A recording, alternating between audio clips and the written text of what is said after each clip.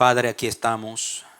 Gracias que nos has concedido la oportunidad de volver a reunirnos para exponernos a la enseñanza de tu palabra.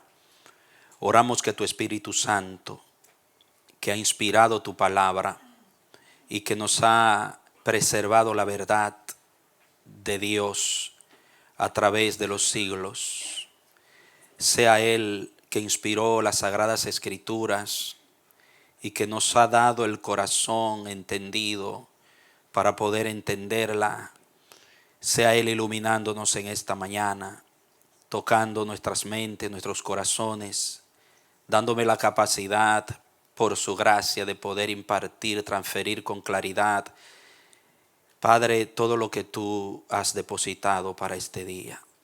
Rogamos por este tiempo, por el tiempo que continuará después de este, que podamos ser nutridos con tu palabra en esta mañana. En el nombre de Jesús. Amén y amén. Muy bien.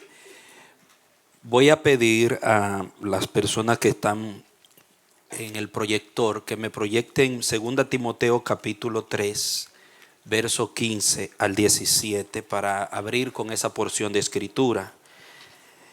Usted póngalo ahí debajo de donde dice la autoridad sagrada del Nuevo Testamento, que es la parte que me corresponde, y escriba 2 Timoteo 3, 15 al 17. Como pueden leer,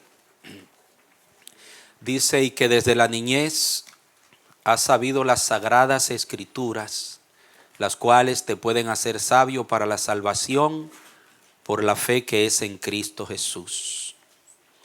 Toda la escritura es inspirada por Dios y útil para enseñar, para redarguir, para corregir, para instruir en justicia, a fin de que el hombre de Dios sea perfecto, enteramente preparado para toda buena obra.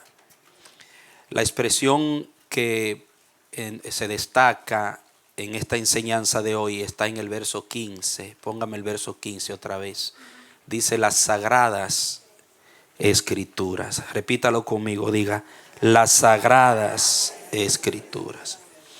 En eso radica la diferencia entre lo que es la Biblia como libro y lo que son los otros libros escritos por los hombres. Que la Biblia es sagrada. Los santos antiguos, los apóstoles, llamaban a la palabra las sagradas escrituras. ¿Por qué? Por su origen, el Dios que la inspiró, también por la naturaleza de la verdad que hay en el contenido de las escrituras y por el trabajo que hacen las escrituras en nosotros. Ellas nos perfeccionan, nos santifican, nos consagran. Y es lo que vemos en esa porción de 2 de Timoteo capítulo 3, que realmente está contrastada con lo que dice Pablo en el contexto anterior de cómo serán los últimos tiempos, que vendrán tiempos peligrosos. Y habla del carácter de los hombres en esos últimos tiempos. Un sistema pervertido, corrompido totalmente. Entonces él dice, pero tú persiste en lo que has aprendido. O sea, tú, Timoteo, ellos son así, pero tú eres otra cosa. ¿Por qué? Porque tu vida está regida por las sagradas escrituras. O sea, que la fuente de nuestra vida como iglesia, como hijos de Dios e hijas de Dios, de la calidad de vida espiritual, moral, está en las sagradas escrituras. Y hoy vamos a hablar acerca de la autoridad sagrada del Nuevo Testamento. Nosotros sabemos que cuando Pablo habló a Timoteo, todavía no se tenía la Biblia como la tenemos nosotros hoy. Tenían todos los libros del Antiguo Testamento. Pablo usaba generalmente la Septuaginta, que incluían algunos libros apócrifos que se usaban como referencia histórica, no como inspirados. Y la mayoría de las cartas de Pablo ya existían, y los evangelios, excepto posiblemente Lucas todavía. Pero cuando Pablo le habla a Timoteo, las Sagradas Escrituras, todavía no estaba así como hoy con 66 libros. Y hoy vamos a hablar acerca de eso, cómo se formó la Biblia, por qué es sagrada, el contenido histórico en torno a lo que fue la formación del Nuevo Testamento. Ya nosotros vimos el tiempo intertestamentario, tocamos el fondo de donde brotan los acontecimientos del Nuevo Testamento, y también vimos los grupos filosóficos, la cultura, el fondo del pueblo judío, el fondo del pueblo gentil, los paganos. Nos metimos allí en ese ambiente y exploramos ese contexto tan importante y que nos explica por qué hay cosas que suceden como suceden y son como son en el Nuevo Testamento. Pero ahora vamos a entrar ya a lo que son los 27 libros. Vamos a ir estudiando según el tiempo nos lo permita el contenido histórico de esos libros. Y hoy vamos a ver una vista panorámica de los 27 libros y cómo se formaron, cómo llegaron a ser esos 27 libros inspirados y el contexto histórico. Muy bien, mira, allí dice contenido. Todos los cristianos tenemos igualmente un Nuevo Testamento compuesto por 27 libros escritos por 9 autores inspirados por el Espíritu de Dios, los cuales se reducirían a 8, serían 8 autores si admitimos que Pablo fue el autor de la carta a los hebreos, porque ustedes saben que en la carta a los hebreos no se ve autor, dice pero Dios, así empieza, habiendo hablado, no como los otros libros que tienen el nombre de sus autores. Entonces, pero mirando el contenido, la naturaleza de la carta a los hebreos, la mayoría de los eruditos especialistas en el Nuevo Testamento la atribuyen muy posiblemente al apóstol Pablo. Entonces, si no fue otro y fue Pablo, entonces serían 8, no 9.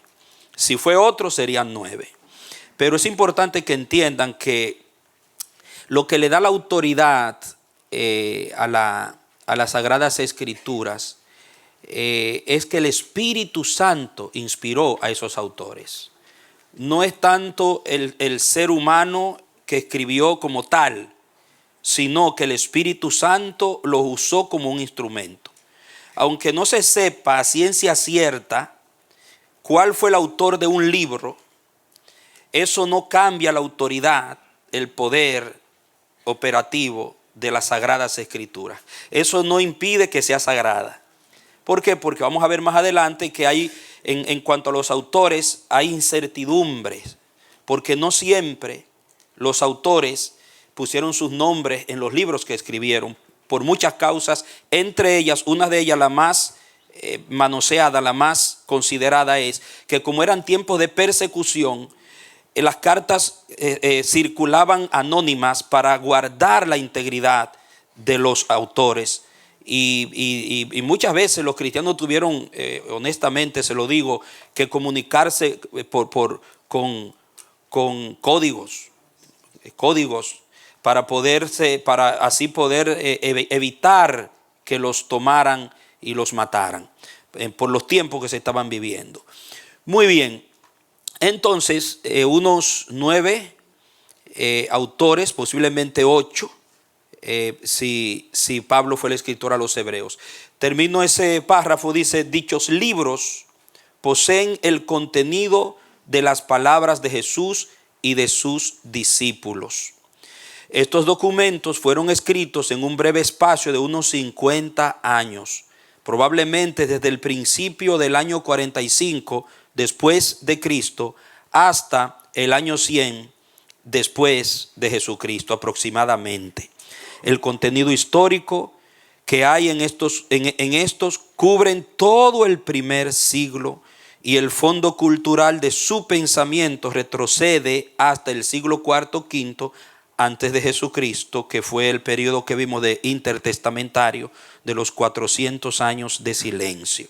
Ese es el fondo en el cual se producen todos los acontecimientos históricos del Nuevo Testamento. Pero mire que generalmente estos 27 libros que tiene nuestro Nuevo Testamento fueron escritos, y los acontecimientos que en ellos se narran sucedieron en el primer siglo, el año 100 después de Jesucristo.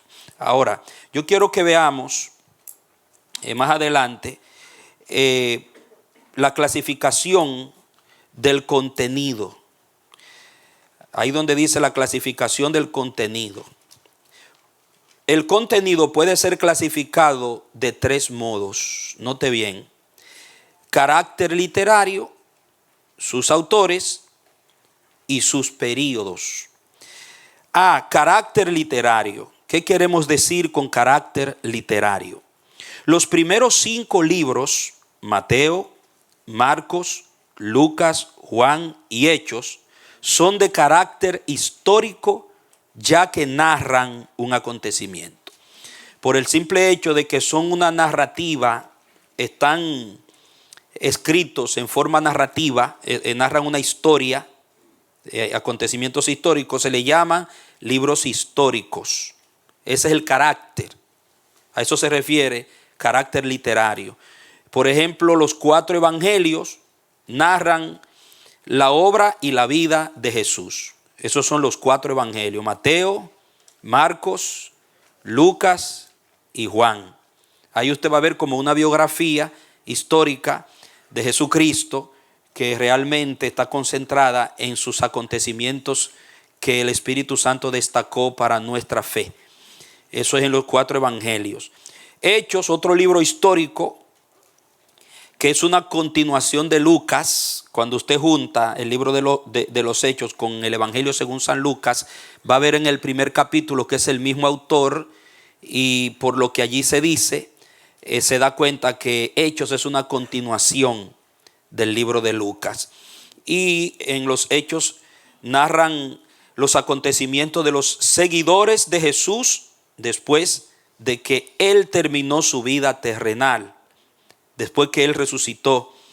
Y ponen énfasis en la carrera de Pablo el misionero y el nacimiento y desarrollo de la iglesia. Ese es el contenido del libro de los Hechos. Esos 5 libros son de carácter ¿qué? Históricos, porque narran acontecimientos. Luego tenemos las cartas apostólicas. Cartas apostólicas. Son 21 cartas. Son de carácter doctrinal, o sea, pedagógico, enseñanza para la iglesia. Y fueron escritas en forma de epístolas o carta, con el propósito de instruir a las iglesias en los principios de la fe cristiana y de la práctica de la ética cristiana. Por ejemplo, dice en el caso de Primera y Segunda de Timoteo, Tito, Filemón, Primero, 2 y 3 de Juan, dice: todas estas fueron de carácter personal a individuos como instrucciones y consejos privados, pero que luego han sido muy útiles y aplicables a toda la generalidad de la iglesia también. El libro de Apocalipsis, que es el último, es profético. Es un libro profético. Su objetivo es ocuparse del futuro y también del presente. Contiene mucha simbología, visiones y revelaciones sobrenaturales. Ese es el libro de Apocalipsis. Ustedes saben que cuando el ángel le habla a Juan, le dice: escribe las cosas que son y las que han de ser después de estas. Y se lee a las 7 iglesias que estaban en Asia Menor. Y bueno, entonces vemos acá, ustedes pueden notar que hay 4 evangelios y un libro que narra la historia de la iglesia, el surgimiento de la iglesia, el trabajo apostólico. Pero hay, amados, 21 cartas. Eso no nos dice algo a nosotros. Note bien que el énfasis marcado del Espíritu no estaba solamente en que una vida se convirtiera y fuera salva, sino en formarla, enseñarle, trabajar en el carácter del creyente. la mayoría de los libros, de los 27 libros de la iglesia, 21 libros, oiga, 21 libros, están destinados a la enseñanza, a la pedagogía, a la formación del carácter del creyente, a la consolidación de la fe del creyente. Y ese detalle lo vemos en el libro de los Hechos, cuando Pablo da un viaje evangelístico y después da varios viajes para confirmar la fe de los santos. O sea que lo que está pasando aquí, que ustedes están aquí sentados para ser enseñados, es la tarea esencial del Espíritu Santo en nosotros. ¿Por qué? Porque Dios quiere usarnos. Nosotros tenemos una asignación, amado. La iglesia tiene una asignación de eternidad. Y no, esa asignación no se lleva a cabo simplemente con pasar de muerte a vida, sino con desarrollarse en la nueva vida. Llegar al objetivo de Dios para poder cumplir la asignación que Dios nos ha dado. Como iglesia adoramos en una acción sacerdotal, entregamos nuestras ofrendas. Pero hay un compromiso individual donde Dios nos ha depositado dones, capacidades, pero que van a crecer y se van a desarrollar y van a ser usadas en consonancia con nuestro carácter. Dios no te va a usar de una manera, o mejor dicho, no se proyecta usarte de una manera extraordinaria sin formar primero tu carácter. Y es por esa razón el Espíritu Santo trata con nosotros y nos enseña para que crezcamos y nos desarrollemos. Entonces, yo aplico esto porque cuando usted ve 21 cartas, 4 evangelios, un libro histórico de Hechos y 21 cartas, eso dice mucho. Significa que la tarea del Espíritu Santo con la iglesia es formar nuestro carácter. Y es Cristo en nosotros, es el carácter de Cristo en nosotros. Muy bien, y el Apocalipsis para preparar la iglesia con la esperanza de la segunda venida de Jesucristo y los acontecimientos finales. En relación a los autores, vimos ya el carácter, ¿verdad?, literario. Ahora vamos a ver los autores. Yo quiero que ustedes vean un diagrama sobre los autores que quiero compartir con ustedes. Quiero que ustedes vean esto. Voy a pasarlo rapidito. Ok, miren. Ustedes van a ver un detalle aquí que es lo que me interesa. Es lo que más me interesa que entiendan.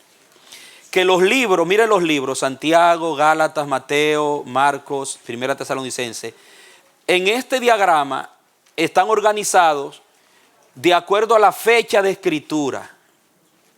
¿Ustedes ven? Aunque Santiago está ya casi al final de la Biblia, no significa que se escribió último que Corintios o Tesalonicenses. Los libros en la Biblia no están ordenados de acuerdo a la fecha en que fueron escritos, sino de acuerdo a lo que está contenido en ellos, los acontecimientos que están contenidos.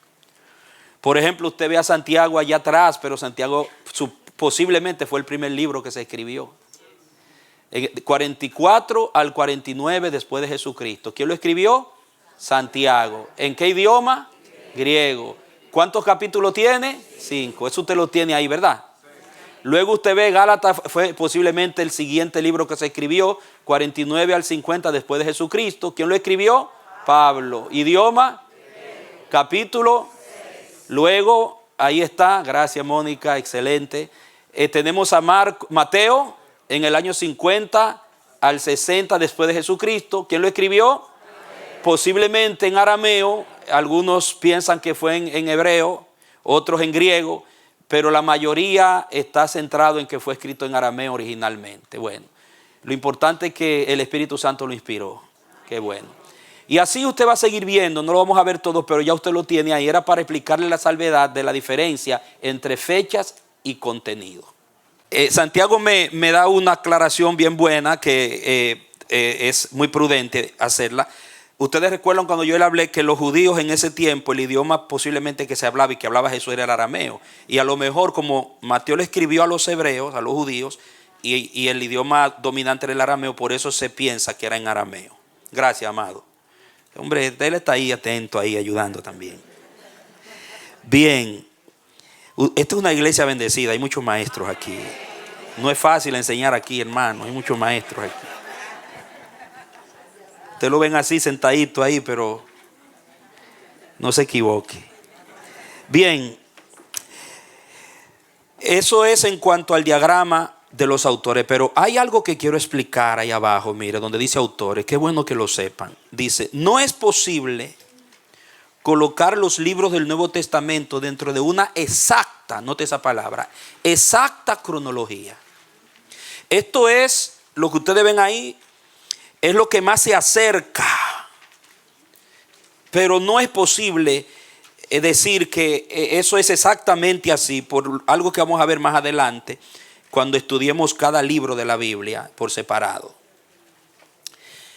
Dice también, ninguno está fechado y solamente algunos contienen alusiones inequívocas al tiempo en que fueron escritos, las cuales sirven para asignarle un determinado año de la era cristiana. Note que en lo que se basaron los eruditos y los que trabajaron, los primeros padres, para fechar los libros, fue en las alusiones inequívocas que se encontraban en cada libro, que evidenciaban el tiempo en el que fue escrito. Pero no es porque Mateo puso yo estoy escribiendo en tal fecha, yo empecé a escribir en tal fecha y terminé en tal fecha.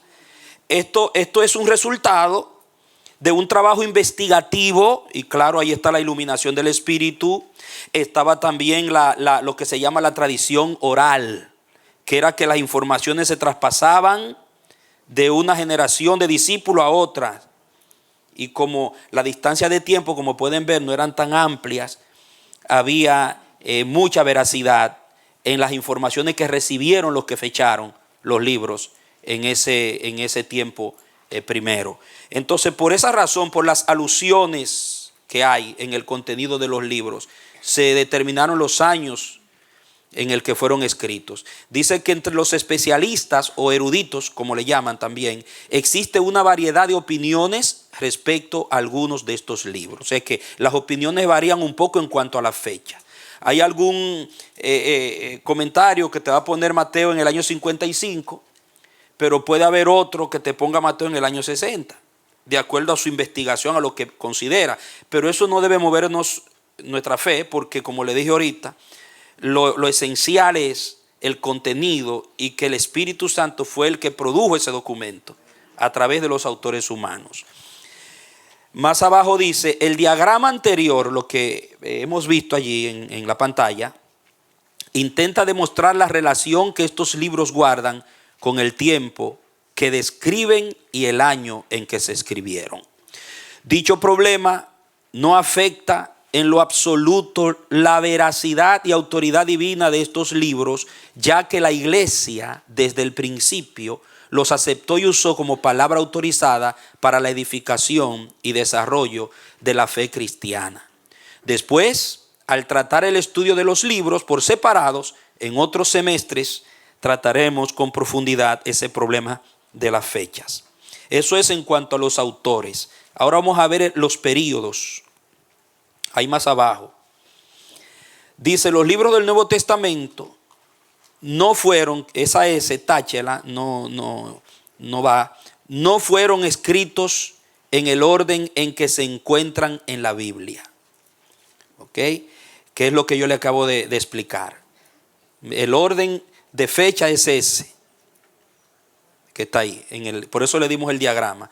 No fueron escritos en el orden en el que se encuentran en la Biblia. Hay una diferencia entre la fecha en que un libro se escribió y el periodo histórico del cual se ocupa. Por ejemplo, los acontecimientos narrados por Marcos sobre la vida de Jesús ocurrieron entre el 26 al 30 después de Jesucristo. Pero la escritura y circulación de este evangelio se dio entre 50 al 60 después de Jesucristo. Usted nota, los acontecimientos narrados pasaron desde del 26 al 30 después de Jesucristo, más o menos. Pero eso fue escrito, puesto en un documento, y empezó a circular en un documento escrito en el año 50 al 60 después de Jesucristo. Quiere decir entonces que cuando el Espíritu Santo inspira a Marcos a escribir y compartir el Evangelio, ya hacían más de 20 años que las cosas habían ocurrido.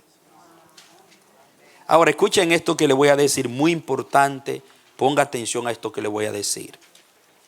Mire, los historiadores, tanto seculares como cristianos, religiosos, consideran que el espacio de tiempo que debe transcurrir para que una información desaparezca o sea distorsionada, mínimo son 70 años. Eso es lo que ellos concluyen. O sea, de 1 año a 70 todavía se puede mantener una transmisión oral fidedigna. O sea, aunque no esté escrita, las costumbres, las informaciones de familia pueden mantenerse vivas por unos 70 años. Después de 70 años, generalmente por investigación histórica, es que las informaciones comienzan a distorsionarse un poquito. Ahora, fíjese usted que los acontecimientos que se narran en los evangelios y en los libros de la Biblia, aquí en el caso de Marcos, no pasaron 20 años. Todavía tenemos un margen de 50. O sea, todavía los acontecimientos estaban frescos, vivos, amados. No tardó 70, 100 años antes de que se escribiera un documento sobre el acontecimiento. Y generalmente casi siempre fue así. Dios no permitió que pasara un lapso de tiempo tan amplio antes de producir sus documentos. Y una cosa que también, un detalle importante, que el cristianismo tener su cuna en el judaísmo, es importante eso. La fe cristiana, al nacer del judaísmo, es las informaciones del cristianismo, los documentos, son consideradas como algo valioso. Porque la cultura hebrea, para ellos, la tradición oral era un tesoro, era su mayor tesoro. Los judíos no creían, especialmente los maestros, los rabinos, los antiguos sabios judíos. Ellos tenían un pensamiento, aunque Macabeo, como vimos en el tiempo intertestamentario, y su ejército pelearon para lograr la independencia y mantener la cultura judía, porque la cultura griega quería deshacerla bajo Antíoco Epífanes loco. Ellos pensaron, no importa tanto las armas ni que nosotros logremos nuestra identidad por pleito políticos. No, nosotros lo que tenemos que hacer, si queremos que nuestro pueblo permanezca y nuestra cultura permanezca y nuestra fe se mantenga viva a través de los tiempos, nosotros tenemos que procurar que nuestra ley y nuestras costumbres sean transmitidas de padre a hijos, de generación en generación, de una manera sagrada. Y por eso se transmitían, por eso se escribían y se guardaban. Y cuando un pergamino, un documento se ponía viejo, los escribas lo traspasaban al otro. Entonces Dios generalmente preservó. Eso es lo que se le llama la preservación, amado. Entonces, esto yo se lo digo para que usted entienda lo que es la intervención divina en los documentos sagrados. Por eso comencé Sagradas Escrituras. Muy bien, continuamos. Un ejemplo que puedo ponerle ahí. Nuestra iglesia está cumpliendo 33 años, ¿verdad? Estamos celebrando 33 años. Yo puedo, si usted se sienta conmigo, yo puedo contarle cosas que he vivido aquí en esta casa desde el año 98 para acá. Estoy aquí como testigo ocular de muchas cosas. En mis visitas periódicas, voy a tener 6 años, o tengo 6 años ya acá, permanentemente. Pero hay otros que empezaron, que están aquí todavía. Levanten la mano los que empezaron, que están aquí, que cruzaron el Jordán. Mire, hay varias manos. Muy bien. Esas personas pueden sentarse con usted y escribirle una historia, una reseña de lo que es el amanecer de la esperanza, de todo lo que Dios ha hecho. Pero hace 33 años que eso pasó. Sin embargo, yo pregunto, Santiago, que fue uno de los que cruzó el Jordán y empezó, si él escribiera esos acontecimientos, ¿serían cuestionables o serían dignos de confianza? ¿Por qué razón? Él lo vivió y está vivo. ¿Usted entiende por qué es que se consideraban 70 años? Porque lo que vivía una persona, un testigo ocular, era 70 y la mente todavía estaba buena. Los 70, los 80 ya son de ñapa ahí, ya usted sabe. Como dice Marquito, masticando el agua. Pero un hombre joven, testigo ocular, le puede dar a usted información de lo que ha hecho Dios en esta casa y son fidedignas esas informaciones. Le doy esto como ejemplo de que la diferencia entre el tiempo de los acontecimientos y la fecha en que se escribieron y comenzaron a circular los documentos no le resta veracidad a la verdad de Dios. Nadie puede usarle a usted ese argumento para decir, tú ves que 20 años pasaron y escribieron. Eso se siguió transmitiendo oralmente. Por eso Lucas dice, cuando habla, yo lo investigué, cuando habla de cómo fue que él hizo su documento. Yo investigué con rigurosidad, con testigos oculares. ¿Está claro esto? Ese libro que usted tiene, hermano, no es cualquier libro. Diga Sagradas Escrituras. Muy bien. Voltee la página. Si se le terminó ahí la suya, la mía se me terminó ahí. Vamos a ver los 3 periodos históricos del Nuevo Testamento. Hay 3 periodos históricos que gobiernan el tiempo del Nuevo Testamento. El primero es iniciación, el segundo es extensión y el tercero consolidación. Son 3 periodos. El primer periodo, iniciación, es del 6, póngale ahí, antes de Cristo al 29 después de Cristo, porque ustedes recuerdan que le explicamos que hubo un error en el cálculo de los años relacionado al nacimiento de Cristo, que cuando se pone donde es realmente unos 6 años atrás de lo que realmente se tiene en el calendario occidental. 6 antes de Jesucristo al 29 después de Jesucristo. Esto abarca lo narrado en los 4 evangelios, destacando los acontecimientos sobresalientes de la vida y obra de Jesucristo en relación con otros acontecimientos de su época. Vamos a ver un gráfico aquí en la iniciación de la vida de Cristo. Miren esto. Esto lo van a tener más adelante, ese gráfico. La vida de Cristo. Usted ve aquí la infancia, ¿no? Aquí está el año 6 antes de Jesucristo. Usted ve nacimiento con los textos 6 al 5 antes de Cristo. Ven en los versículos que apoyan la historia. Esa línea primera tocan a esos 3 acontecimientos. Visita a los pastores, la visita de los pastores, Belén, Lucas, etcétera. Presentación en el templo, Jerusalén. Note que aquí usted va a ver la cronología de los acontecimientos del Nuevo Testamento, de los evangelios, porque los libros no tienen en orden cronológico los acontecimientos. Usted lee que sanó el ciego, pero antes le da una historia que sucedió después de que pasó el acontecimiento de la curación del ciego. Pero ¿cómo sabe usted? Este gráfico le va a ayudar a ordenar la cronología de los acontecimientos. Luego de la presentación del templo viene después del 5 antes de Cristo, en el 4 más o menos, visita de los magos. ¿Cuál fue primero, la visita de los magos o la de los pastores? Pero eso usted lo sabe ahora o lo sabía antes. ¿Usted se da cuenta? La de los magos vino después. Luego vino la huida a Egipto. Luego vino el regreso a Nazaret. Ahí se quedaron.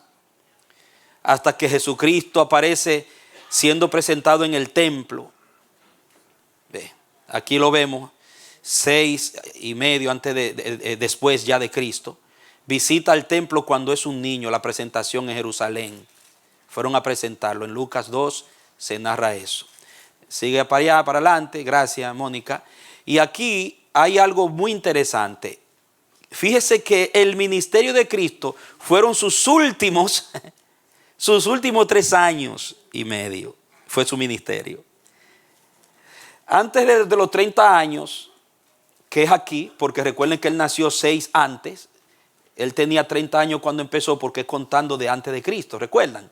Tiene que sumarlo de aquí atrás. No empezar aquí, sino aquí. Ya aquí cuando empieza tiene 30 años más o menos.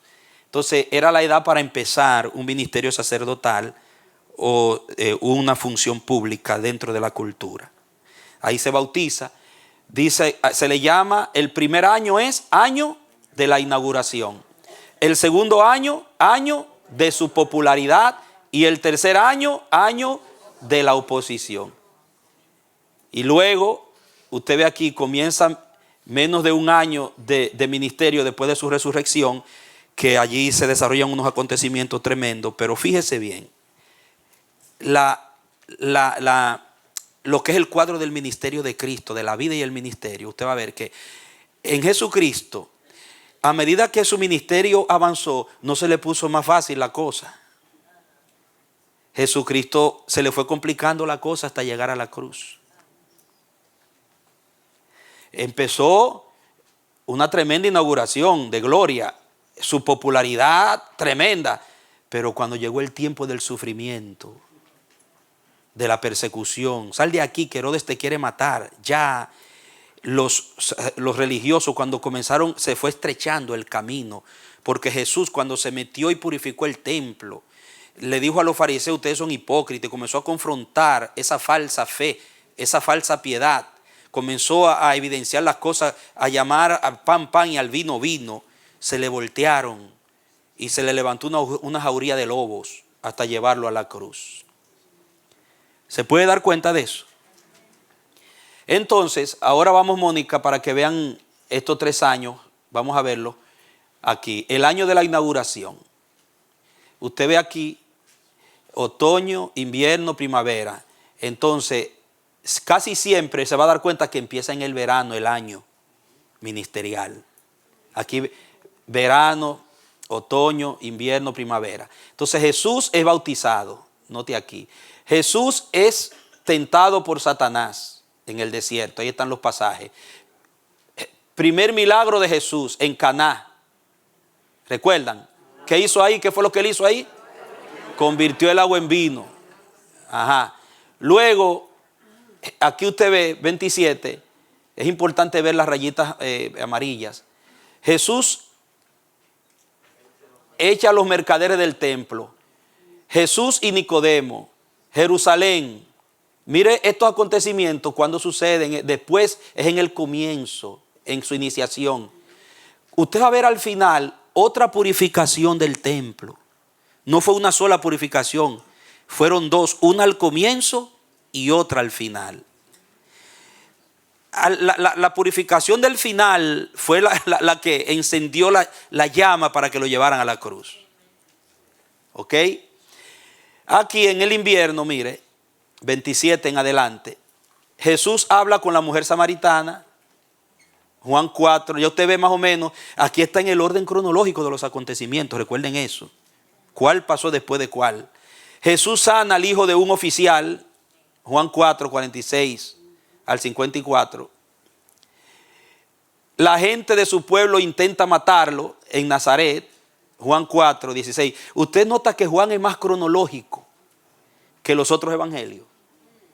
Los otros evangélicos son más regados, más. Sigue al próximo, la próxima temporada, Mónica. La gente de su pueblo, ahora viene, año de la popularidad. Mire, en el verano otra vez. 4 pescadores deciden seguir a Jesús. Mire cuándo es que viene. Es en el año de la popularidad cuando empiezan a seguirlo. Recuerden que los pescadores ya seguían a Juan, pero no habían seguido a Jesús. Es aquí, en el próximo verano, después de un año, es que comienza Jesús, comienzan a seguirle. Jesús no comenzó a recoger gente de una vez. Fíjese cómo Jesús iba tranquilo, paso según la voluntad de Dios. Y hoy hay gente que quiere que un ministerio le crezca en 2 días. Fue en el segundo año que la popularidad de Jesús se comenzó a desatar de su ministerio, en el siguiente verano, según la historia cronológica. Mar de Galilea en Capernaum, ahí fue donde él puso su centro operativo en Capernaum. Después vamos a ver por qué. Jesús sana a la suegra de Pedro en Capernaum. Posiblemente se piensa que Pedro tenía su casa en Capernaum y que la casa donde Jesús operaba era de Pedro. Algunos piensan. Luego Jesús comienza su primer viaje de predicación a través de Galilea. Aquí, mire el orden. Luego aquí, Mateo decide seguir a Jesús. Mire hasta dónde que viene. En el otoño Mateo viene a seguir a Jesús. En Capernaum otra vez. Jesús escoge a los 12 discípulos. Mire a dónde. En el invierno es que se da la selección de los 12 discípulos. Los aparta. Hasta aquí todavía no eran 12, hermano. Es aquí que se vuelven 12. Vaya anotando la cronología. Míreme acá. ¿Sabe en qué me ministró mucho esto? Que había un progreso marcado, había paso tras paso en el ministerio de Jesús. Había un proceso, diga proceso. Todo no se dio de un tiro y ya la gloria. Y comenzaron a salir los demonios. Y esto, no, era paso por paso. Todo estaba calculado por el Padre. Primero tenían que suceder una cosa para que sucediera otra. Una etapa se quemaba para empezar otra. Óigalo bien, hermano. Seguimos. Luego aquí Jesús predica. Mire dónde fue que vino a predicarse el Sermón del Monte. En la primavera. Sin embargo, en Mateo está el principio. Usted cuando lee Mateo va a pensar que Jesús arrancó predicando el Sermón del Monte de una vez. Y mire a dónde fue que vino a predicarle. A presentar su tratado, porque el Sermón del Monte es el tratado del reino de Jesús. Es la propuesta de Jesús a los que le van a seguir. Mire, ustedes me van a seguir, esto es lo que hay. Esta es la vida del reino. Pero no se la presentó de una vez a todos. Primero estuvo con ellos, se dio a conocer a ellos, hubo comunicación, relación. Después fue que vino lo demás. ¿Usted me entiende, hermano? Entonces aquí viene el Sermón del Monte, en la primavera. Luego acá en el verano, Jesús resucita a la hija de Jairo. Ahí están los pasajes. Jesús envía a sus 12 seguidores a predicar y sanar. Mire dónde, en el otoño, terminando el segundo año ministerial. Es que Jesús los agarra y los envía para que hagan una práctica. Pero ¿qué le dice? No entren a tierra de samaritanos. Ni a gentiles, porque estaban crudos todavía. Era un ensayo. Si se metían entre los samaritanos era lío lo que iban a hacer, porque todavía estaban las susceptibilidades. Vayan a las ovejas perdidas de Israel, al pueblo judío. Y le dio autoridad, le puso límite. Sigue moviendo, manita. La siguiente.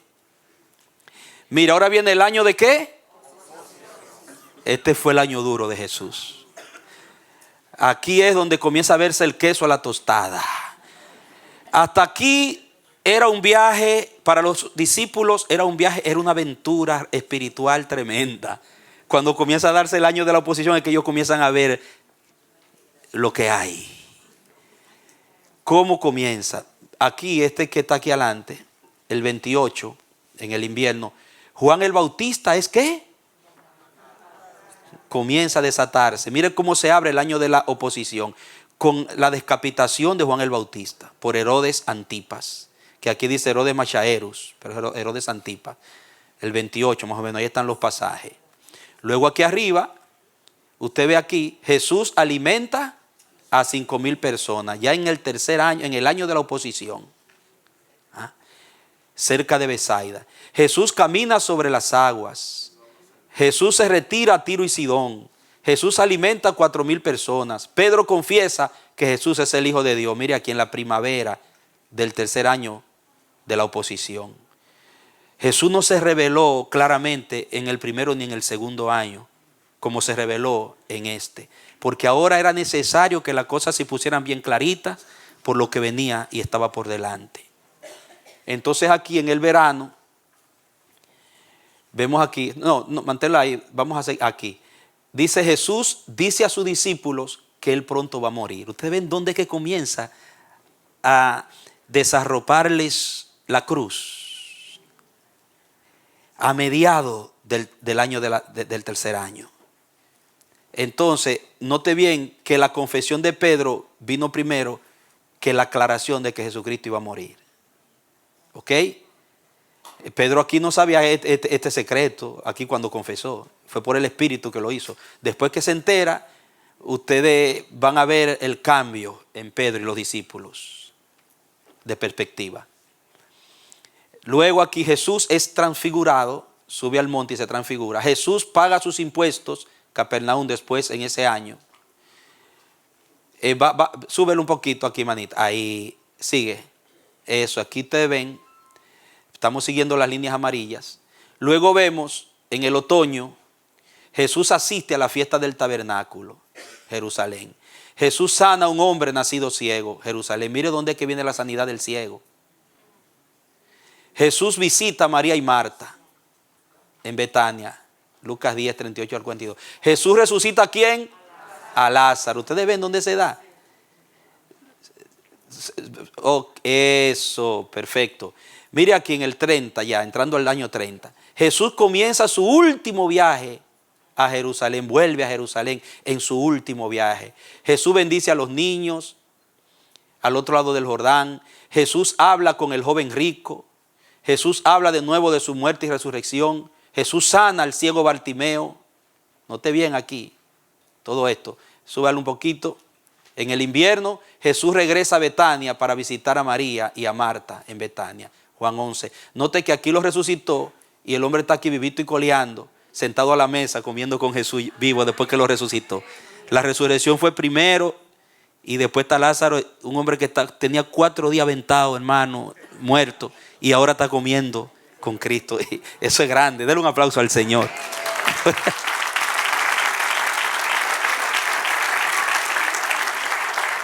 Ahora, recuerde bien que Jesús, el objetivo del Padre en el Hijo es revelar al Hijo de una manera clara en este último año. Y todos los milagros y todo lo que pasó en ese último año tenía el objetivo de Jesús ya darse a conocer plenamente. Y mire esto. Diga conmigo, cuando reveló claramente quién Él era, vino la cruz. Mientras usted es un cristiano de la secreta, no van a haber cruces. No hay cruz para un cristiano de la secreta que no quiere que nadie sepa quién eres en Cristo. Está escondiendo tu fe y con el mundo todavía. Cuando en tu vida se revela quién tú eres en Dios, ay papá. Cuando en tu trabajo tú vives como un cristiano, dices, no, yo voy a vivir como lo que yo soy. Cuando usted vive como quien es usted en Cristo, ahí vienen las pruebas, ahí viene la cruz. Estamos hablando de la cruz, ¿verdad? Mueve la manita, ahí está. Mire, la última semana fue la semana, el clima crucial. Mire, la entrada triunfal en Jerusalén, aquí, entró a Jerusalén, Jesús maldice la higuera. Aquí viene la última purificación del templo, que fue la segunda, que esa fue la que ofendió más grandemente. Y ahí le comenzaron a pisar las huellas a Cristo, los que tenían el mercado en el templo, porque sus intereses estaban ya en peligro. Se cuestiona la autoridad de Jesús por la purificación del templo. ¿Con qué autoridad? Luego aquí usted ve Jesús enseña en el templo, Jesús ungido en Betania, el complot contra Jesús, la última cena, mire dónde sucede aquí. Jesús consuela a los discípulos, viene el Getsemaní, arresto y juicio de Jesús, crucifixión y muerte de Jesús, entierro de Jesús. Vamos a ver abajo lo que sucede. Mire aquí, en la primavera, la tumba vacía, gloria a Dios. ¿Entiende? La tumba vacía. Note otra vez la primavera, hermano, parece que Dios puso todas las etapas empezaron en primavera. Tiene que haber un poder detrás, ¿verdad? Un sobrenatural. Oiga, ustedes saben que así son nuestras vidas también. Usted no se da cuenta que usted vive ciclos, que a veces las mismas cosas le suceden en el mismo tiempo. Las cosas le suceden. Que hay cosas que a mí me suceden y cuando evalúo, el año pasado, en ese mismo tiempo, estaba yo viviendo una situación semejante. Pero son ciclos que te llevan de un nivel a otro. Entonces no te quedas en el. Si tú aprendes a manejar tus ciclos, porque en Dios hay ciclos, estar pendiente, orando, el Espíritu te va a hacer consciente de tu ciclo y tú te vas a preparar de antemano, porque tú sabes, bueno, en esta fecha casi siempre que el enemigo me viene con esto. Entonces usted se prepara espiritualmente, porque Dios lo permite para llevarte a otro nivel. Entonces cada primavera para Cristo fue un tiempo de cerrar y abrir un ciclo, que lo fue llevando más. Reciba esa rema del Espíritu ahí. Bien, aquí vemos la tumba vacía. María Magdalena ve a Jesús en el huerto. Jesús se le aparece en camino a Emaús. Ve, esto habla de la resurrección aquí.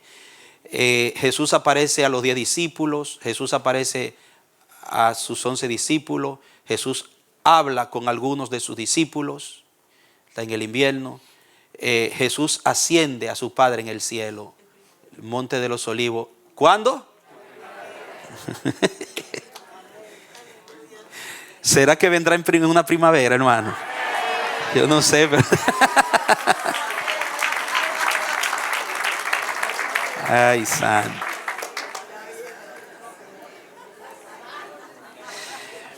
Es importante que entienda que no necesariamente son años de 12 meses como lo tenemos nosotros. Esto está hablando del calendario judío. Bien. Qué bueno. Eso es en cuanto a la iniciación que hablan los evangelios, la vida y la obra de Jesucristo. Ya tienen el gráfico. Vamos, mi amada Marisa, para que en el próximo folleto tengan estos gráficos. Extensión. ¿Quién fue el que inició esto? ¿Quién fue el que inició el cristianismo, la iglesia, la obra del Nuevo Testamento? Jesús. Él fue el que inició. Nunca se olvide que quien inició esto fue Él. ¿Y cómo lo inició? Ahora, la extensión se da del 29 al 60 después de Jesucristo. El desarrollo de la empresa misionera. Recorren los caminos romanos en todas direcciones diferentes grupos de predicadores, evangelizando y fundando nuevas iglesias en diversos centros importantes. Centro, marque esa palabra, centros importantes. Cada lugar que el Espíritu Santo escoge para establecer un centro de operación del reino es un centro estratégico. Tú sabías que en el barrio que tú vives, tu casa es estratégica. Dios escogió tu casa allí, para ese lugar. Este lugar aquí, esta esquina del Bronx, es un lugar estratégico, un centro estratégico, elegido no por el pastor Radamés, sino por el Espíritu a través del siervo. Man. Y las iglesias locales donde Dios las pone, cuando Dios la ubica. Entonces eran centros importantes. En esta época el evangelio progresa desde Jerusalén hasta Roma y sin duda a diversas otras ciudades no mencionadas en los Hechos. El contenido de estos acontecimientos se ve en el libro de Hechos de los Apóstoles y en las cartas paulinas. Vamos a ver el gráfico de la extensión, Mónica. Miren este gráfico que habla cuando habla de centros estratégicos, centros importantes. El progreso del evangelio, la extensión, ¿de qué año a qué año fue? Mire, del 29 al 60, ¿cuántos años son del 29 al 60? En 31 años, más o menos 32 años, empieza en Jerusalén. Ese es el círculo número 1. Luego, ¿qué seguía después de Jerusalén? ¿Cuántos conocen Hechos 1:8? Judea. Después de Judea, Samaria. Y entonces, ese radio de acción que usted ve ahí es la operación del Espíritu Santo. Note bien. La idea era que en esos 32 años llegara la fe a Roma y a lo último de la tierra, y de ahí picara y se extendiera. Entonces, ¿cómo lo hizo el Espíritu Santo? Jesucristo se lo dijo a los discípulos: ustedes recibirán poder cuando haya venido sobre vosotros el Espíritu Santo, y me seréis testigos, primero en Jerusalén, luego en Judea, en Samaria y hasta lo último de la tierra. Esto es lo que se sigue repitiendo hoy, donde Dios establece un centro operativo de su reino. Dios siempre va a poner un lugar, y de ahí va a desatar un radio de acción. Cuando Dios dé el ok para que se levanten la operación Cornelio, esas casas que Dios va a elegir van a entrar dentro de ese radio de acción. Va a haber un Jerusalén, y de ahí se va a extender en todo el barrio donde están. Eso es el propósito, donde Dios establece un centro. El número 1, Mónica. El 1, míralo ahí. Número 1. Ahí ven, ¿ves? ¿Dónde está aquí? Jerusalén. Es el primer radio de acción. Se extendió Jerusalén, Lida, Jope, Samaria, Cesarea, Capernaum, en el año 35 antes de Jesucristo, más o menos. Después de Jesucristo. Después. Ahí está, el primer radio de acción. Ya alcanzó aquí. Sigue el otro ahora, el número 2. Miren ahora. Número 2. Sale de Jerusalén. Ustedes vieron todo lo que hay aquí. Ahora se va a Tiro, Sidón, Chipre. Esto fue clave, Chipre. Desde Chipre fue un lugar clave. Usted va a ver cuando Pablo dice que en su primer viaje fue a Salamina, Chipre, era porque eran lugares centrales de donde todo lo que llegaba ahí cogía. Si Pablo se ganaba aquí 2 gente, esa gente desde Chipre, porque era un centro operativo, de esa isla se extendían comercio y muchas por los mares, y llegaban barcos y eso. Entonces esa semilla iba a seguir, ese polen iba a seguir corriendo. El Espíritu no es bruto, hermano. No, el Espíritu Santo no es bruto. Ahí vemos el número 3 ahora. Mira el 3. Aquí ya salió de Chipre y entró Éfeso, Mileto, la Odisea, Colosa, Antioquía, en Pisidia, Iconio, Listra. Ahí comienzan a nacer las iglesias en Asia Menor. Mire ya por dónde va. Tal como lo había predicho Jesucristo. En 32 años, hermano. Imagínense. Siga el cuarto ahora, manita. Miren ahora. Ustedes ven dónde está ya. Corinto, Atenas. En el año 52, Berea, Tesalónica. Y así usted va a ver. Luego llega hasta Roma. Y de ahí hasta el Bronx, New York. Gloria a Dios. Amén. Entonces usted puede ver la extensión. Ahora, note por qué se logró el objetivo de Dios de esa manera tan marcada, que en 32 años llegó a Roma. Hermano, porque el evangelio del reino cayó en manos de ministros responsables. Una iglesia que oraba, una iglesia que no se detenía, una iglesia perseverante, una iglesia que manejó la visión de Dios con responsabilidad. Y oposición había, ustedes lo saben. Pero esa oración consistente, esa obediencia incondicional, ese espíritu de mártir, ese compromiso, como oraba el pastor esta mañana, que el Espíritu lo tomó hablando del pacto, del compromiso. Dios es un Dios de compromiso, no fue por casualidad. La iglesia desarrolló un muy profundo sentido de compromiso con esto. Para esos cristianos, para esos apóstoles, su vida era cumplir la visión de Dios. Ellos fueron totalmente sumergidos. No había tiempo para otra cosa. Y ese evangelio, mire, esos vientos del Espíritu y oposición. Y mientras más pruebas venían, más se extendía. Y en 32 años ya eso estaba en Roma, hermano.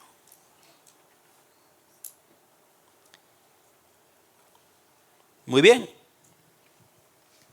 Ahí usted pone Hechos 1:8 y Romanos 15:19. Póngame ahí Romanos 15, 19. Ese versículo me gusta y quiero que ustedes lo lean. Romanos 15, 19.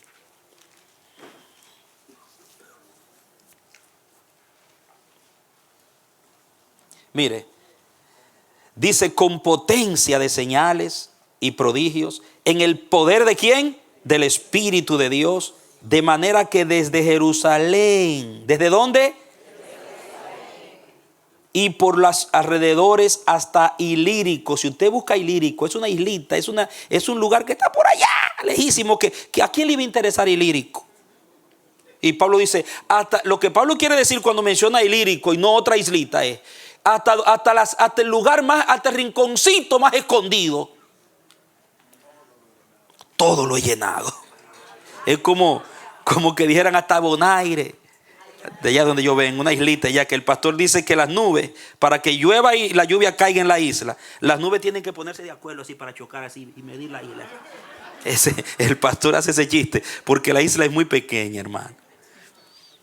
Entonces Pablo lo que quiere decir es, hasta el rinconcito más chiquito, ahí llené yo del evangelio. Todo lo he llenado del evangelio de Cristo. ¿Cuántos quieren que todo sea llenado del evangelio? Ahora, ¿por qué Pablo llenó? Porque él estaba lleno. El que está lleno, el que puede llenar. Por eso es que debemos vaciarnos cada día más de las vanidades de este mundo y llenarnos más del cielo, porque nosotros estamos aquí no es para llenarnos de mundo ni para llenar el mundo con mundo, es para llenarnos del cielo, para llenar el mundo con el cielo. Denle un aplauso al Señor. Santo. Bendito sea el Señor. Entonces usted ahí sigue leyendo, ¿verdad? Dice, este periodo está rodeado por un ministerio, el periodo de la consolidación estoy ahora. Por un misterio. ¿Qué dije? Ministerio, gracias, amado. Por un misterio es lo correcto. En algunos aspectos, ya que las informaciones son pocas acerca de la iglesia en esta etapa. En esa etapa no hay mucha información. Hay, pero no tanta como se dieron en los años anteriores. No existe en este periodo un relato consecutivo. O sea, hay relatos, pero no consecutivos, como en los años anteriores. Como el que da los hechos, por ejemplo, que nos proporciona acerca del desarrollo de la iglesia. Cada documento atribuido a los apóstoles, escritos entre este periodo, contiene aspectos de las iglesias en sus diferentes comunidades que el Espíritu Santo quiso reseñar para nuestra enseñanza, pero que en ningún modo representa la totalidad de las informaciones que encierran los acontecimientos vividos por la iglesia en dicha época. No obstante, por el informe de toda la literatura disponible de esta época, se puede ver que en el periodo de 60 al 100 después de Jesucristo, la iglesia estaba consolidándose rápidamente y logrando ser reconocida como una institución. Dejando de ser un disperso conjunto de bandos aislados de creyentes, comienza a adquirir solidez social y doctrinal, siendo considerada como un potente factor en la sociedad. Notamos en las cartas la evidencia de la presencia de conversos de todos los extractos y niveles sociales, por ejemplo, también educacionales y económicos. Ustedes ven que ya en las cartas, cuando Pablo escribe a las iglesias, hay gente de clase media, hay gente de clase alta, hay ricos, hay pobres. Inclusive estaban convirtiéndose militares, políticos, romanos. Ya cuando Pablo llega, dice, los saludan los de la casa del César. En la casa del César había una iglesia ahí. O sea, ya la iglesia se había extendido por el poder del Espíritu Santo, como leímos, de una manera poderosa entre el año 60 y el año 100. Es importante entender esos tres periodos: iniciación, extensión, consolidación. Repítalo conmigo: iniciación, extensión, consolidación. Esas son las tres etapas de un ministerio. Se inicia, ¿verdad? Se extiende, se consolida. No es solamente crecer, hay que consolidar. La formación del canon. Vamos a ver ahora, entrar ahora, cómo se formó el canon del Nuevo Testamento. Hablamos del Viejo la vez pasada, pero ahora estamos en el Nuevo. Y llegará el momento que nuestro pastor va a meterse más profundo en el canon del Antiguo. La formación del canon del Nuevo Testamento. La palabra canon es lo primero que vamos a ver. En hebreo es ganesh, en griego es canon, en español caña. ¿Y qué significa? Dice, una norma, regla, medida o evaluación. Realmente era una caña de medir como un metro que se usaba, pero figurativamente se llegó a usar como cuando se evaluaba algo. Era como someterla a una regla. Por eso ustedes escuchan la canonización, cuando se canoniza a alguien. Es darle valor, reconocer a algo, un reconocimiento. Entonces, norma, regla, medida o evaluación, después de una evaluación, por supuesto. Al ser usado para los libros de la Biblia, llegó a significar una lista o índice de libros bien medidos y evaluados que llegó a ser aceptado oficialmente por los primeros oficiales de la iglesia. El primero fue Atanasio, obispo de Alejandría, 296 al 373 después de Jesucristo, quien usó por primera vez el concepto de la palabra canon para referirse a la lista de los libros sagrados del Nuevo Testamento. En su carta pastoral, en el 367 después de Jesucristo, dicha lista concuerda perfectamente con la nuestra de 27 libros. Note bien, ya entre el siglo III y IV ya se tenía una lista completa de los 27 libros. Y por primera vez fue Atanasio que le llamó canon a esa lista. Cuando la palabra canon es usada para el Nuevo Testamento, nos referimos a la lista de libros adoptados por la iglesia a través de los siglos que sirven de regla de fe y revelación básica. Regla de fe y revelación básica. Son los libros reconocidos por la iglesia como medida para la revelación, la fe y la conducta cristiana. Diga revelación básica para mi fe y mi conducta cristiana. ¿Por qué dice revelación básica? Porque, amado, Dios sigue hablando. Hay el don de profecía.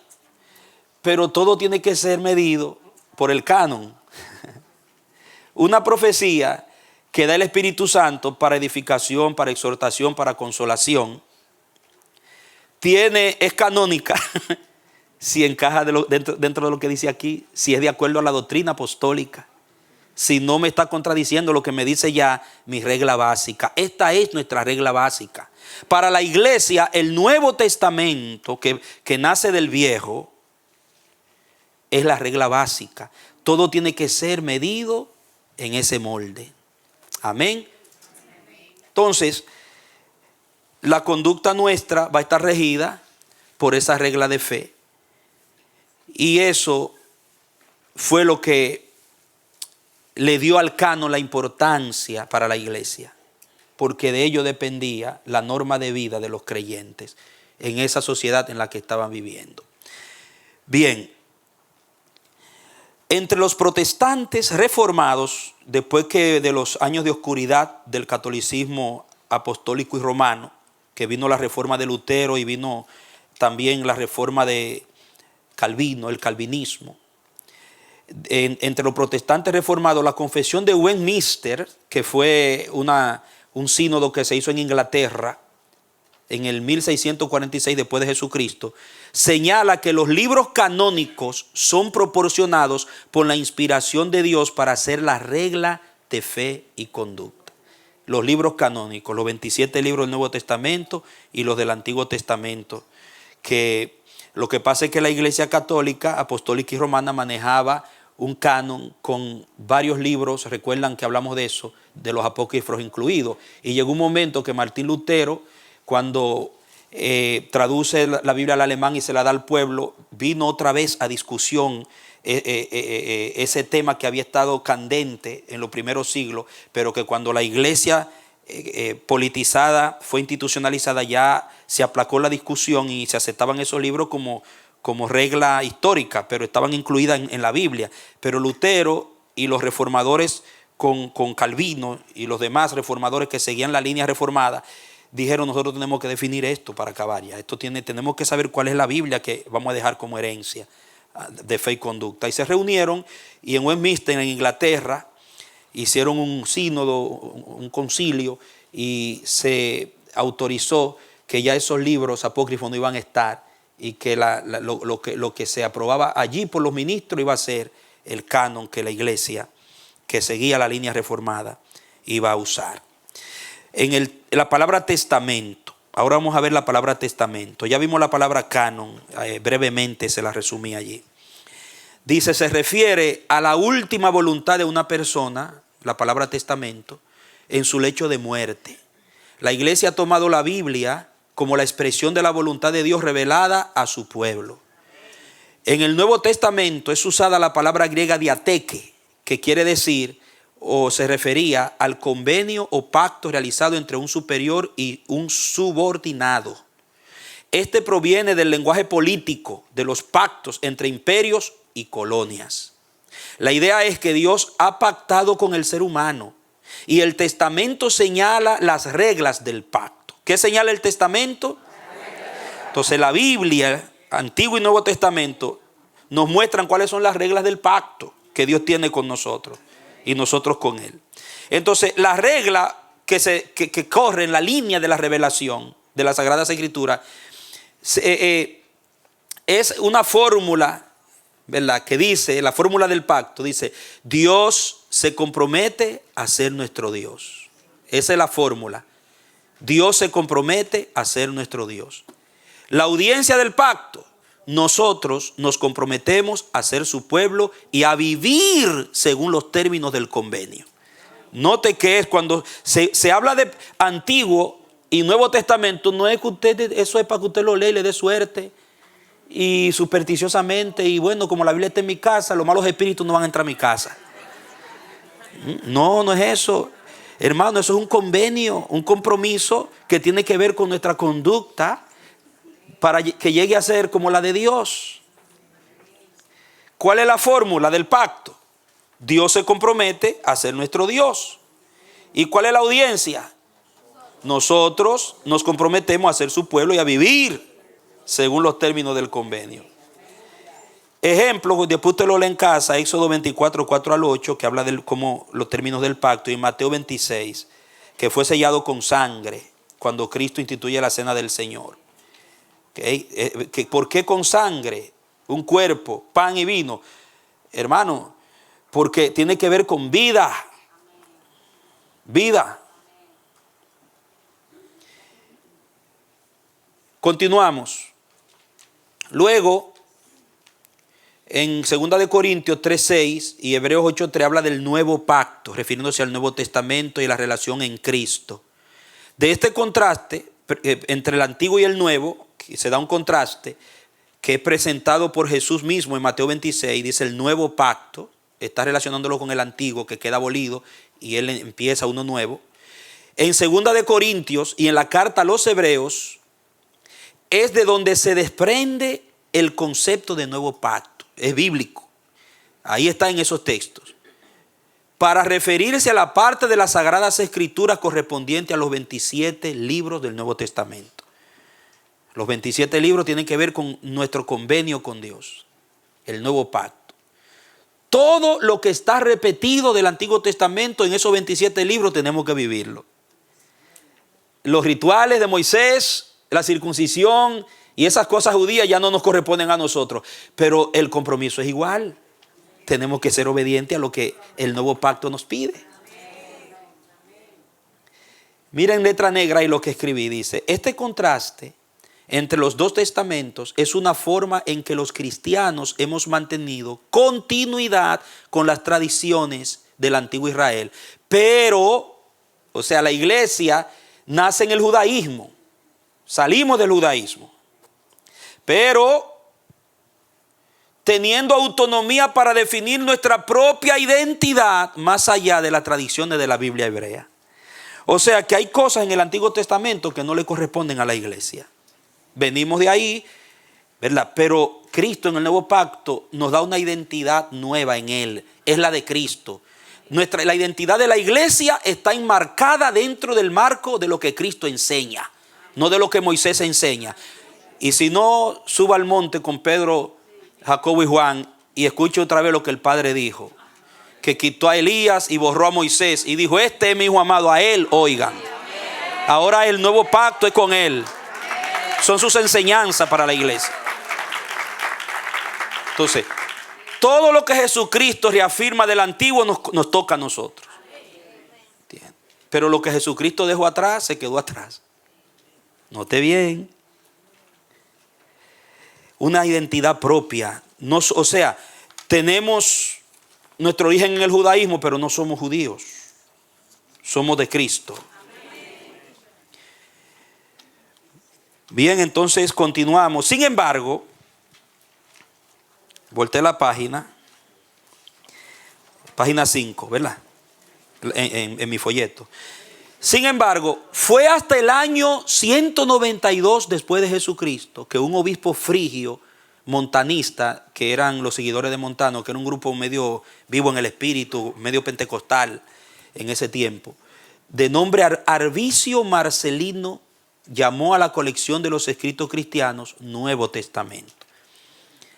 Ya en la Biblia se mencionaba en la Biblia, Pablo habla del nuevo pacto, en la carta a los hebreos, pero todavía la iglesia no lo había usado como un término popular, como lo tenemos nosotros hoy en la Biblia. Fue ese señor Arvicio Marcelino que por primera vez llamó a la colección de los 27 libros un nuevo pacto, apoyándose por supuesto en la palabra del Nuevo Testamento. Vamos a ver ahora los criterios para la inclusión en la lista sagrada. Voy a terminar con esto, me parece, hoy. Esto es poderoso lo que vamos a ver ahora. Quiero que mantengan toda su atención. Este es el meollo, esta es la médula de los 27 libros, de cómo se formaron, los criterios para la inclusión, cómo se incluyeron esos 27 libros para que se dijera estos son de Dios, porque eran muchos que habían circulando. Dice, representan las pruebas a las que debían ser sometidos los documentos sagrados para reconocer que sus escritores fueron inspirados por el Espíritu Santo de Dios y que esos documentos eran dignos de ser tenidos como regla de fe y conducta para la comunidad cristiana. Ahí hay varios textos que hablan de la inspiración, después te lo lee, 2 Timoteo 3, 16 al 17, 2 de Pedro 1, 21 y Lucas 1, 1 al 3, que habla del proceso que se daba en la inspiración. O sea, la inspiración no excluía una investigación de los escritores, pero todo dirigido por el Espíritu Santo. La primer criterio, catolicidad, era la primera prueba que se usaba para poder aceptar un libro como inspirado por el Espíritu Santo de Dios y que debía ser incluido en los 27 libros del Nuevo Pacto, del canon. ¿Qué significa esto? Catolicidad. Lo que es conforme a todos, eso significa catolicidad. Lo que es conforme a todos, porque la palabra católico significa universal, lo que es universal. Implica que un texto, mantenga la atención, no se me distraiga nadie, que esto si no la agarra la línea la va a perder. Implica que un texto tendría reconocimiento canónico solo si fuera usado por la gran parte de los cristianos en ese periodo.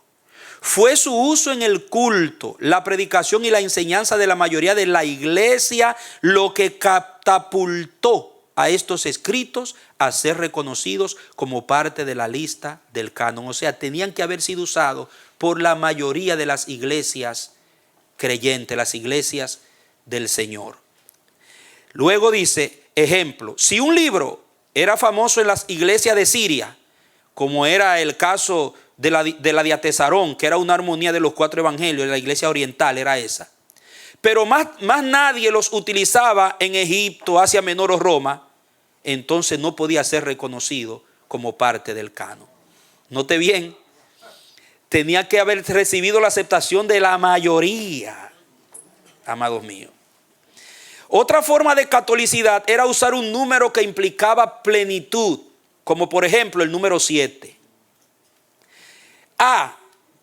7 fueron las iglesias a las que Pablo les escribió: Corintio, Tesalónica, Éfeso, Colosas, Roma, Filipos, Galacia.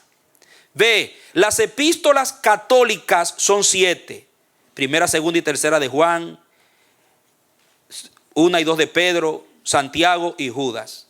C, el Apocalipsis fue enviado a 7 iglesias. Oiga, ellos tomaron por inspiración espiritual del Espíritu, en el principio de catolicidad, el número 7 como una línea de acción, porque implica plenitud, obra perfecta, obra completa. Es el número de Dios. Y mire cómo se ve el 7, el hilo del 7 corre en la composición del Nuevo Testamento. Luego dice, el uso del 7 como estructura de estos 3 cuerpos literarios apunta a su catolicidad. La llamada regla vicentina del siglo V, que fue por un llamado Vicente de Lérins, por eso se llamaba regla vicentina en el siglo V, indica que solo debe aceptarse como artículo de fe lo que han creído en todas partes, siempre y por todos. Note bien, amado mío, este criterio hizo difícil la inclusión de Hebreos y Apocalipsis porque esos 2 libros tuvieron un problema de aceptación al principio. Porque el libro de los Hebreos se le atribuía a Pablo diferente. Entonces, cuando se analizó la estructura en el original que fue escrito, habían en la sintaxis de la escritura, cierta diferencia y dieron tiempo. Ellos daban tiempo, no eran ligeros. Y costó un poquito más de tiempo a Hebreos y Apocalipsis. Por la sintaxis de los escritos de Juan y de Pablo, cuando compararon la sintaxis de estos libros, vieron que había ciertas diferencias en algunos lados, hasta que después fueron aceptados por la mayoría. Porque al principio no fueron aceptados. Hebreos no fue aceptado por la iglesia de Occidente, sino hasta el siglo IV. Era aceptado por la iglesia de Oriente, pero luego fue aceptada en el siglo IV por la iglesia de Occidente, y ahí fue incluida en el canon, por el concepto de catolicidad. Luego dice también que por no poder probarse que había sido escrito por Pablo. En cuanto a Apocalipsis, la iglesia de Oriente no lo aceptaba debido a las diferencias de sintaxis, estilo y contenido entre Apocalipsis y los demás escritos juaninos. Eusebio de Cesarea en el IV siglo era uno de los padres de la iglesia oriental que no aceptaba el Apocalipsis hasta que definitivamente fue incluido en la totalidad del canon en el concilio de Hipona en África en el 393 después de Jesucristo. Entonces, eso fue el criterio de catolicidad. El segundo criterio, apostolicidad. Vamos rapidito, hermano. Quiero terminarle ya este cuadro para entonces orar. Dice, este fue un segundo criterio en la formación del canon del Nuevo Testamento. Este criterio trataba de relacionar los escritos con algún apóstol o con sus discípulos. En los siglos segundo y tercero, los nombres de los autores de los evangelios fueron puestos en discusión. Ustedes recuerdan la explicación que le di al comienzo del asunto de los nombres, que muchos escritos tenían que correr anónimos por la persecución para preservar la integridad de los escritores. Pero la tradición de los discípulos, de esas personas, testigos oculares, fue lo que hizo que los padres le dieran nombre después a estos libros que se mantuvieron. Este criterio se hizo muy necesario por el hecho de que un sector estaba atribuyendo autoría de los evangelios a María Magdalena. Sí, hay el evangelio de María Magdalena, anda. Mire, hay un libro que se llama El Código Da Vinci, que se basa en los apócrifos del Nuevo Testamento para sus argumentos, donde insinúa que hasta Jesucristo tuvo un romance con María Magdalena, etc. Que Dios lo perdone, sí, tenga misericordia de los ignorantes. Entonces también se le atribuyó un evangelio a Felipe, a Pablo y a Pedro, mientras que otros estaban adjudicando falsamente autoría de libros que los apóstoles no habían escrito. Las comunidades de fe en torno a los cristianos más antiguos colocaron los nombres sobre los textos canónicos siguiendo la información oral y escrita. ¿Notan? la información oral y escrita, de los testigos que fueron discípulos de estos escritores. Además, la coherencia de estos escritos con el carácter de las enseñanzas de Cristo y de su carácter y el de sus apóstoles escogidos y autorizados. Esto era esencial. Cuando se iba a canonizar un libro, aceptar como en la lista de los 27, se le hacía un examen minucioso en oración, con piedad, con temor de Dios, comparando la mente de Cristo, las enseñanzas de Cristo, la doctrina que Cristo enseñó, la vida y el carácter de Cristo, igual que la de los apóstoles que siguieron la doctrina de Cristo, si cuadraba con eso, con lo que había en el contenido de esos libros. No era así por así, hermano. Entonces ese fue el criterio de apostolicidad. Último criterio, el criterio de ortodoxia. La doctrina correcta significa ortodoxia. Frente a la existencia de enseñanzas incorrectas para las comunidades de fe, los judaizantes intentaron poner una marca de identidad basada en la ley y costumbres judías, frente a las cuales el apóstol Pablo tuvo que ser claro en afirmar a los gálatas que, referente al evangelio de la gracia en Cristo, ni siquiera una atribución milagrosa sería un criterio de verdad cuando ésta contradiga lo que él les había presentado como evangelio. Eso usted lo lee en Gálatas 1, 8 al 9. O sea, aunque sea un ángel que venga, si lo que les está presentando no cuadra con lo que Cristo entregó y nos entregó a nosotros, no le crean, sea maldito. O sea que ni siquiera una manifestación milagrosa sobrenatural debía ser creíble si se salía del marco de la enseñanza sana, de la ortodoxia de Cristo y de los apóstoles. Note bien, amados. En realidad, lo que se discutía era si el cristianismo dependía del judaísmo y sus prácticas para la salvación de los gentiles, o si Cristo era suficiente. Los docetistas y los gnósticos, que hablamos de eso cuando hablamos de los grupos filosóficos y de las creencias en el tiempo del Nuevo Testamento.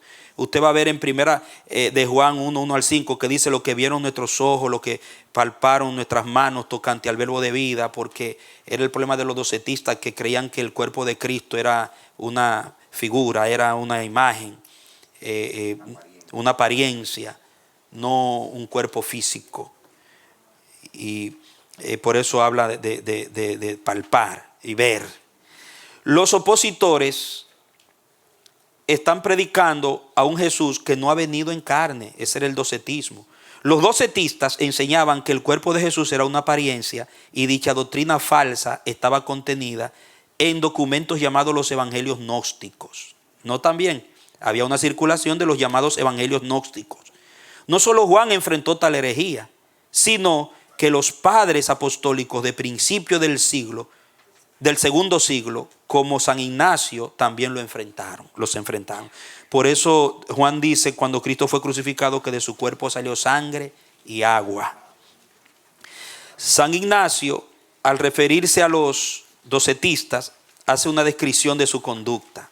Dice: la prueba de que nada se les da por la caridad, la prueba de que nada se les da por la caridad, no les importan las viudas ni los huérfanos, no se les da nada del atribulado, ni se preocupan de quién esté encadenado o suelto, hambriento o sediento.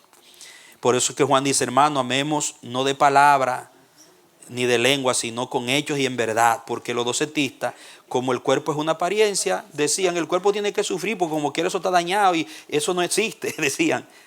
Eso es una vanidad, ¿entiendes? Una ilusión. Y no le dolía ver a los hermanos que sufrían para ayudarlos, porque por su doctrina del cuerpo. Y Juan enseña de eso, y este padre de la iglesia también los describe de esa manera. A los docetas presentar al cuerpo de Cristo como una apariencia, porque lo veían tan divino que para ellos era imposible que fuera humano. En vista de esto, la iglesia del segundo siglo puso la cruz. Note bien, la doctrina de la cruz se enfatizó por causa del docetismo. Puso la cruz como criterio teológico fundamental. Todo evangelio que negara la cruz e hiciera omisión de esta quedaba descartado. Solo las tradiciones que pusieron un acento claro en la cruz con todo su peso entraron en el canon. Un libro o un evangelio que hablara de la cruz, que suprimiera la cruz, era puesto en duda. Ahora, el que hablara de la cruz como lo presentan los evangelios de los discípulos que tuvieron con el Señor y fueron testigos oculares, esos eran incluidos en la lista de los 27 libros. Entonces de ahí viene la importancia de la cruz por esa doctrina. En los primeros siglos de la era cristiana se fue tejiendo un entendido sobre las doctrinas consideradas correctas que eventualmente dominaron el proceso. Esa doctrina correcta fue conocida como la ortodoxia. Los textos canónicos eran aquellos que eran coherentes. Noten la palabra, subráyame eso por favor. Los textos canónicos o los libros que serían incluidos en los 27 eran aquellos que eran coherentes con la doctrina esencial, aceptable para la iglesia mayoritaria. La verdad aceptable incluía hasta entonces mire el énfasis que se aplicaba a un libro para canonizarlo: la encarnación verdadera, la crucifixión y muerte de Jesús, la resurrección, ascenso al cielo. Este contenido está claramente reflejado en el credo de los apóstoles. El criterio de ortodoxia ayudaba a la iglesia a discernir qué discurso era coherente con la revelación, y en este sentido el canon sirvió y sigue sirviendo como regulación de fe. Luego hubieron otros criterios. Es autoritativo, demuestra venir de la mano de Dios, contiene el sentido divino, así dice el Señor, es profético, fue escrito por un hombre de Dios, es auténtico. Los primeros oficiales de la iglesia eran partidarios de un pensamiento. Si está en duda, deséchalo. Es dinámico, tiene el poder de Dios que transforma las vidas. Noten los criterios para poder incluir un libro en la lista de los 27. Eso no fue así, hermano, ligeramente. Este libro, por eso es que se le llama, ¿cómo es que le llama? 1 Timoteo, sagradas, importante. Y ahí vemos la necesidad para la formación del canon. Uno de los primeros factores que llevó a la necesidad de alinear estos 27 libros fue la identidad del cristianismo amenazada. Había una amenaza contra la identidad del cristianismo. Como hoy también la identidad del cristianismo es amenazado y han dañado mucho. Judaizantes, docetistas, gnósticos, y hoy existen un grupo de teólogos y de predicadores y de corrientes que han dañado la identidad del cristianismo. También Marción, en el 140 después de Cristo, que era un maestro, un teólogo, que inventó su propio canon para justificar sus falsas doctrinas docetistas y gnósticas. Dice la historia que él se fue a Roma a comprar una parroquia para él ser obispo con dinero, porque él era un adinerado. Y cuando no se la vendieron, no la logró, formó su propia iglesia, hizo su propio canon y formó su propio grupo. Entonces andaban circulando libros de Marción por ahí, cosas, y muchos cristianos cayeron en la mano de algunas iglesias y había que definir esas cosas. También la circulación de una gran cantidad de libros falsos. Y el edicto de Diocleciano, que fue el edicto de persecución a muerte de los creyentes y de destruir los escritos sagrados. Diocleciano dio un discurso, un edicto en donde ordenaba la destrucción de todos los escritos cristianos. Entonces los creyentes tenían que saber por cuál libro valía la pena dar la vida.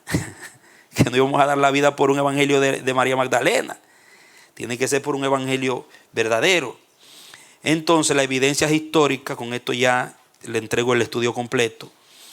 Atanasio de Alejandría nos da la lista más antigua del Nuevo Testamento, en el 397 después de Jesucristo, la cual cuadra perfectamente con la que tenemos nosotros hoy de 27 libros.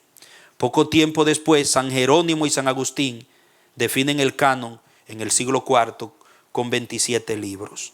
Ireneo, obispo en Asia Menor, en el 180, aún más temprano, después de Cristo, menciona en sus escritos los 4 evangelios: Hechos, Romanos, 1 y 2 de Corintios, Gálatas, Efesios, Filipenses, Colosenses, 1 y 2 de Tesalonicenses, 1 y 2 de Timoteo, Tito y 1 de Pedro, 1 de Juan y el Apocalipsis. Ahí no está Hebreo porque todavía se estaba discutiendo sobre Hebreos. Pero fíjense, en el 180 después de Cristo ya había una lista reconocida.